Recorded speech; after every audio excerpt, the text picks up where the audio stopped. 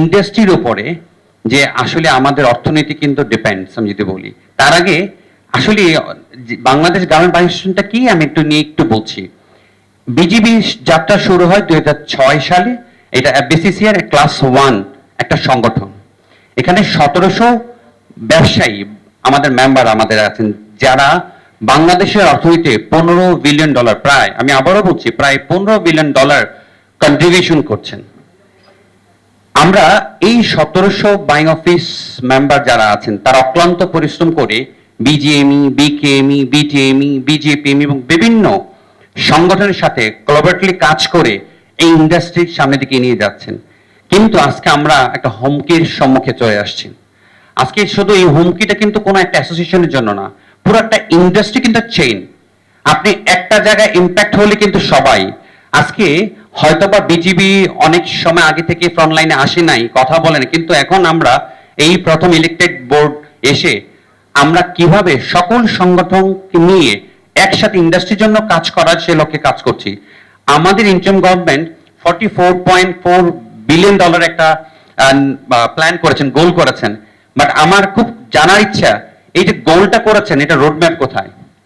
ওই নাহলে কোম্পানির মতো হয় যে আমি বলছি টার্গেট দিছি, কিন্তু টার্গেট অ্যাচিভমেন্ট করার কোনো রোডম্যাপ নাই। তো রোডম্যাপ আপনার থাকলে কার সাথে করেছেন, কে করেছেন?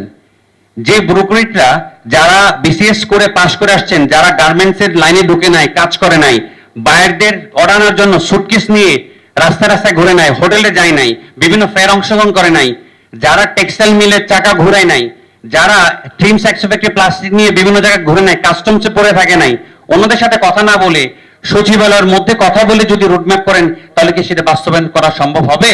হবে না।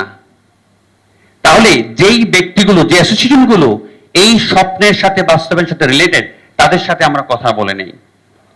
আমরা বাইং হাউস অ্যাসোসিয়েশন যারা, আপনি জানেন আজকে আগামী 6 মাস পরে কি অর্ডারগুলো আসবে সেটা কিন্তু নিয়ে আমরা কাজ করছি। আগামী 1 বছর কি অর্ডার আসবে সেটা নিয়ে কিন্তু আমাদের ডিজাইন টিম, আমরা ডেভেলপমেন্ট টিম কিন্তু আমরা কাজ করতেছি।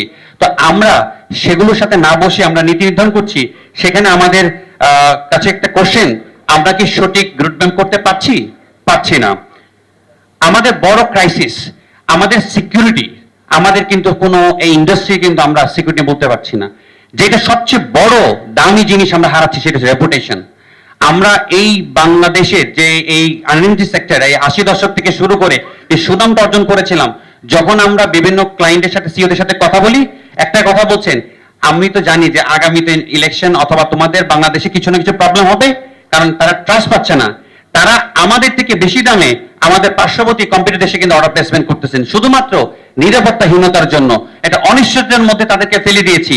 তারা জানে Bangladesh is one of the best sourcing country for the apparels, for the RMG sectors, but তারা কিন্তু চাইলেও করছে না।